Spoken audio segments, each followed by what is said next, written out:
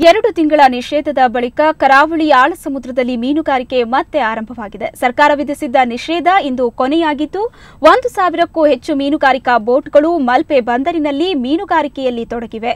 ಮೀನು ಮೊಟ್ಟೆ ಇಡೋ ಅವಧಿಯಲ್ಲಿ ಮೀನುಗಾರಿಕೆ ಮಾಡಿದ್ರೆ ಮೀನು ಸಂತತಿ ಕುಸಿಯುತ್ತೆ ಅನ್ನೋ ಕಾರಣಕ್ಕಾಗಿ ಜೂನ್ 15ರಿಂದ ಆಗಸ್ಟ್ 15ರವರೆಗೆ ಆಳ ಸಮುದ್ರದಲ್ಲಿ ಮೀನುಗಾರಿಕೆಯನ್ನ ನಿಷೇಧಿಸಲಾಗಿತ್ತು. ನಿಷೇಧಿತ ಅವಧಿಗಿಂತ 5 ದಿನ ಮೊದಲೇ ಕಡಲಿಗಿಳಿಯೋ ಕೆಲ ಬೋಟುಗಳು ಆಗಸ್ಟ್ 10ರಂದು ಮೀನು ಹಿಡಿದು ಬಂದರಿಗೆ ಬರುತ್ತವೆ.